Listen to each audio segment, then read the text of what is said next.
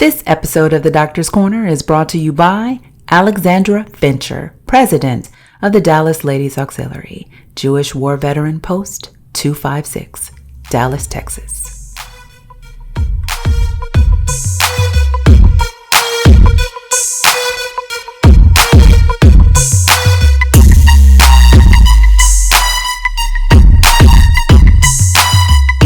Well, hello, podcast listeners, and welcome. Welcome to the Doctor's Corner, where we celebrate and acknowledge this nation's veterans and military members while encouraging nationwide literacy. I am your host, Dr. K, and yes, I am a proud United States Navy veteran. I hope everyone enjoyed their holiday season and plan to be a better you in 2020. On the Doctor's Corner, we usually identify and review a wide variety of literary compilations, oftentimes authored by veterans. But on today's show, we're highlighting a brother in arms as well as a scholar, a three-time scholar to be exact, Dr. Stephen Jordan. Dr. Jordan is a retired military officer of 28 years. He served 6 years as an enlisted military member and 22 years as an officer. He served both in the U.S. Marine Corps and the U.S. Army. Dr. Jordan has worn many hats. He was an executive program manager, director of healthcare consultation, dean of academic affairs, campus dean, business owner, chaplain, technical advisor for senior professionals, and an educator with more than 30 years of diversified management and operational experience. He currently serves as the director of healthcare consultant for Versatech, Inc. Dr. Jordan, welcome. Welcome to the Doctor's Corner. Thank you so very much. I'm very happy to be here with you. Thank you. So please tell the TDC listeners a little bit about yourself and include your military experience. Well, I would say that looking at my background, my number one proudest thing is my family and my children. I have 2 daughters and a son. My oldest is the acting CEO of Connecticut Valley Hospital there in Connecticut. Middle child is actually about to head off to medical school. And my son is here with us, teaching us the real meaning of life in many ways. And so when I think about telling about myself, you read about a lot of accomplishments there, but I think about family first. And the other thing that's important to me is the privilege to have served in the military, but now to give back to those who continue to serve and that have served in the military, our veterans. And so that's kind of my focus. Okay. And what was your motivation, to sacrifice up to your life and serve in the U.S. Armed Forces? I was one who, at the 10th grade, I dropped out of high school. And I had heard that the Marines wanted a few good men, so I didn't want to keep them waiting. So I joined the Marine Corps at a very young age there and served there as enlisted, and then later served some additional years as enlisted in the Army. And between the two, it gave me a foundation and developed a level of discipline and understanding and purpose that allowed me to be able to provide for, you heard me say, my oldest child, who is doing so well, because, in fact, I wanted her to have a better way of life than I did. I grew up awarded a state in the ghetto of Connecticut, and I was determined that my child would have everything that I didn't have. One of the ways that would do it is I knew education and its power. And so since I had the opportunity to get it, I did. And I'm fortunate enough to be able to say that God took the high school dropout and gave 2 PhDs and 1 EDD. I'm still a lifetime learner, serving where I can and being the friend to those who I'm privileged to serve, and a leader to those that I'm privileged to serve. I'm sure that's impressive, right? Well, we'll get into that. We'll definitely get into that. Seemingly, you served in both the U.S. Army and the Marine Corps. Which branch did you enjoy the most, and why did you switch? I think that I would have to say that I joined the Marine Corps as a very young person. That, like I said, I dropped out of high school, joined the Marine Corps, and I was still searching and finding myself in many ways. And so I was still maturing, I'll say, is a nice way. So during that particular phase of my life, I didn't appreciate every moment for everything that I was going through militaristically at every point. And so at a certain time when it was beneficial and I could change and get out. I did, and I got out of the Marine Corps and went to school. Mm-hmm. And then after doing so, I decided that I wanted to go back in the military and decided that I would try another branch, another specialty, and diversify, if you will, just like you would if you were investing money to get different skill set, different competencies. The first one that I got was within the Army was the 63 Bravo wheel vehicle mechanic. But if I work on your car, it'll probably never run. And that's because I really I didn't have the aptitude to be a great mechanic, but I was blessed by the Lord to be able to read and to gather information and to obtain and maintain it and retain it in such a way that I could utilize it in a timely fashion once memorizing it. And those skill sets became very useful in my academic pursuit. So which branch did you like the most? United States Navy? I tried to avoid that particular question. And you can say why. Navy. No, I can't. I cannot. Because, the Marines would never forgive me. Because we have this thing going on with the Navy, which I won't get into. We still think we run everything. But what I learned in the Marine Corps was foundational. They gave me the rock, the stone, the cornerstone. And then I was able to take that to the Army. And then they gave me the wisdom to be able to stand upon it and build. And so both were equally a blessing and both were equally important. So I love them both, but once a Marine, always a Marine. Okay. Very nice. Very nice. My son is Army Airborne, so I was just kind of curious which one, if the Army would stand out at all, but it's all right. I'm going to stick with Navy. I do want to be all I can be, but I do realize that the Marine Corps accepted me first when they were looking for a few good men. And I didn't want just a job, but an adventure. So that's the Navy's world. See, that's their quote. What was the most challenging aspect of serving in the military, and what was the most rewarding? I guess I should use the Air Force by saying the most challenging is aiming high and being what it could be. I think the most challenging aspect of the military is dealing with the discipline initially, learning to adapt and understand that it might not be good to you, but it's good for you.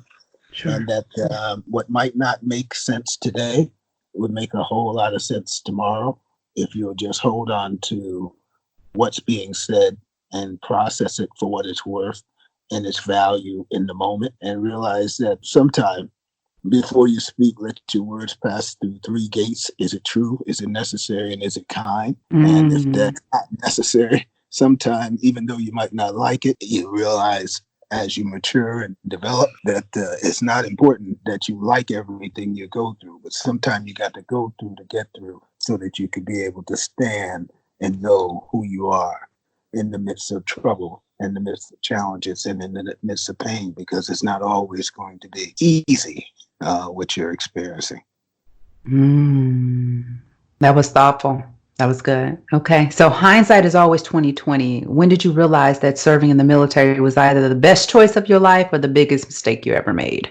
I think I realized that it was the best choice when I understood that the values that I was learning was shaping the character of the person that I am and that I was at that given time. So when I was that younger person and I was struggling with the 3 C's of life, if you will, the choices, changes, and chances, and you must make a choice to take a chance or your life will never change.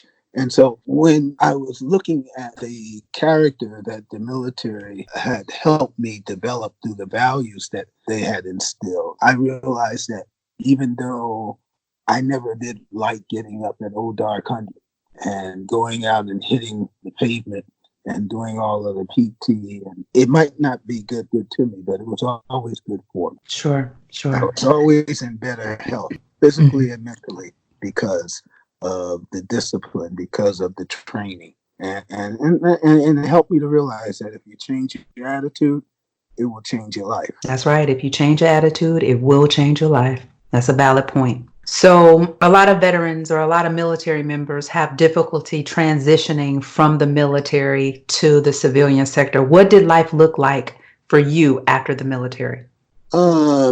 Which time? What was the gap? What was the recent, gap the between? most recent time? To answer your question, the gap between going from enlisted to officer was about 4 or 5 years, maybe actually longer than that. Okay. Because I had, maybe 6, because I completed about 2 or 3 before coming back in. And so then I had to, once I got out of the military after being in NCOIC of Presidio, San Francisco, I attended 2 years at San Francisco State University, got 2 degrees there, social work and degree, as well as a liberal studies degree there, and then ended up going to Golden Gate from there. And that was another 3 years, so that's 5 years. And so it was about 5 to 6 years of the gap between coming actually back in that particular time. Okay. And then 22 years from that, the next time around, when I got out, I actually went active duty to being the dean of a university in Little Rock, Arkansas. When you got out from the Army, was it difficult at all? It was difficult in the sense that it's a transition. It's always difficult when you're leaving a militaristic environment and going back into a civilian environment, whether you're doing it as an enlisted person, you're doing it as an officer, culturally, environmentally, you have to make an adjustment from your mindset, because people don't treat you the same way. You go from being a colonel one day to being Mister, you better get out of my way the next day. And so you don't have the same influence, and you don't have the same authority. That's one of the reasons why it's very important to always treat people a certain type of way, with love and care and respect and kindness, regardless of what your rank is, because you'll earn a position based on your disposition that will allow you to be able to work with individuals, not because of the authority that you have over them, but because of the respect that they have for you. Sure. That's good. That's good information. According to the U.S. Department of Veteran Affairs, 6,000 veterans a year are taking their own lives. We all have dark places. What would you say to a veteran that may be in a dark place? I would say that right now, wherever you are experiencing whatever you might be experiencing, suicide is a permanent solution to a temporary problem. No matter how painful it might be, there's somebody that loves you. There's somebody that would like the privilege to love you. There's someone who would like the opportunity to talk to you. Right. But there's someone also that deserves the right to life, liberty, and the pursuit of happiness, just like it is commonly said for being an American. And that's you, the individual that's listening to me, that's thinking about taking your life. Your life is precious, and so are you. Give life a chance, because you deserve it, and you're worth it. Things end and changes come. Very nice. What is the difference between a civilian handling their issues and a military member handling their issues, as to why military members are exceeding civilians and killing themselves? I mean, I honestly think that question, that is a really, really, really good question. That question, as I'm thinking about it, I think both internalize failure the same way. I think the difference is those of us in arms have been trained to know how to do it. And when I say we're trained to do it, I'm not talking about we're trained to pick up a weapon and shoot. That's not what I mean. Okay. I mean that we're trained to do it in the sense that once the hopelessness sets in, we feel less connected, because we tend to feel more violated. Military people tend to see themselves as having given and being provided a blank check that in the end really had insufficient funds to back it. When you look at now, we're trying to play catch up. All of the different benefits that military personnel are supposed to have to help them deal with the PTSD, help them deal with the psychological turmoil, help them deal with the emptiness and the circumstances. We're having a lot right now because we have people, we're having what I would call the fallout of the Great War experiences. So civilians haven't been living that. At best, they watch it from the sidelines. But we're having the fallout from that reality.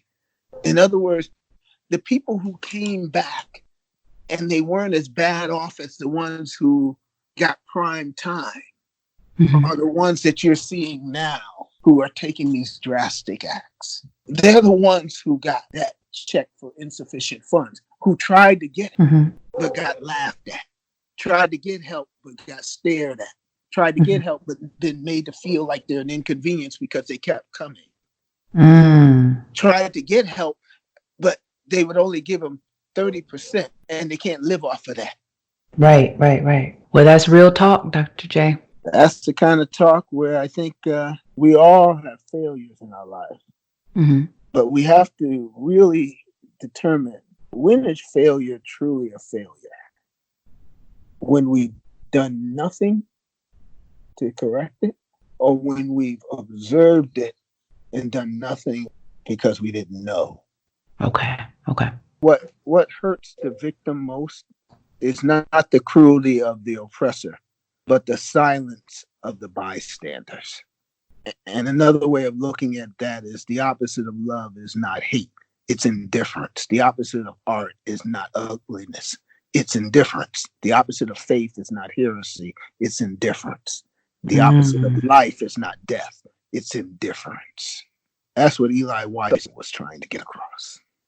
I think why we see so much loss within the veterans community is the indifference that abides. I think you may be right.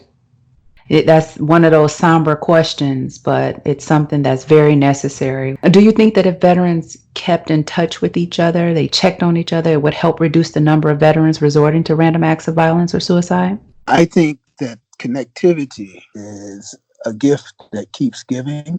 And when people, whether they are veterans or not, when they are socially connected to individuals who that they feel that they trust, it gives them a place where transparency, authenticity can come forth. And individuals are looking for someone that they can tell their sacred story to. That listening with care creates a level of transparency and authenticity that opens up Pandora's box, paradoxically, if you will. And instead of the bad stuff pouring out, it allows for the good stuff to pour in. Therefore, you don't have to just dream about it. You can be about it. That's good. On a positive note, you earned a few doctorate degrees. Can you tell me which each one of them are? Privileges to serve at different levels. How did you persevere through 3 doctorate degrees? I received an understanding that there's a difference between school and life. In school, you're taught a lesson and then given a test. In life, you're given a test that teaches you a lesson. Well, that's really what it's all about for me. Whether we're talking about the 2 undergrad degrees in social work and liberal studies for teaching, or the master's degrees that's in theology and counseling, or the 3 PhDs, one from Columbia Pacific for a doctor of philosophy that's in religion and counseling, or from Capella University, the doctor of philosophy that's in human services and resource management and counseling, or you're talking about the Doctorate of Education that's from North Central University. That's in educational leadership and administration. Whether we're talking about either one of those degrees, all of those are licenses to be a better servant, to help someone to be able to know what they need to know. And I can say, having served as a professor and as a dean and an educator for over 25 years, the one thing that I can say that in all of my learning is that there's so much more to learn. And what I'm saying at this particular time is truly nothing but the truth. It's just opportunities to serve at different levels. Sometimes, like Abraham Lincoln says, without that sheepskin, the door is not going to open. Maybe it's giving me the wisdom to know that you got to surround yourself with the dreamers and the doers, the believers and the thinkers. But most of all, surround yourself around those who see greatness within you, even when you don't see it yourself. If you could encourage a veteran, what is one life-saving, emotion-shifting message you would share with a brother or sister in arms? People will throw stones at you. Don't throw them back. Collect them all and build an empire. That is good, my brother in arms. That right there is good. Can you say that one more time? People will throw stones at you. Don't throw them back. Collect them all and build an empire. And speaking of empires, tell me about your entrepreneurial journey right now. DrJEnterprises LLC is a new company that's going to be delivering agile solutions to federal and state government and commercial clients in the core areas of healthcare, AV support, facilities and logistics, IT, mission support, cybersecurity, artificial intelligence, machine learning, and predictive analysis and system engineering. And DrJ LLC is a minority-owned, disabled veteran small business working with partners to serve in excellence. Primary mission is to enable superior outcomes for our customers while ensuring that they have first-class experience. And where can people find you for more information? At this time, they can call 210-881-7672. And if all else fails, always reach out to Dr. K because she knows the way. It's going to be my new tagline right there. Very nice. Well, I am honored to have you on the show. Is there anything else that you want to share with TDC listeners? Continue to support Dr. K in all that you do. And remember, you're not living until you're giving. Have a super fantastic day. I like it. Very, very, very nice. Well, listeners, this concludes this episode of The Doctor's Corner, and I thank you so much for listening. If you do know a veteran, go ahead, give him or her a call. I don't need to convince you that he or she is worth it. Now, do I? Let's remind ourselves to take care of each other and never stop the idea of veterans serving veterans.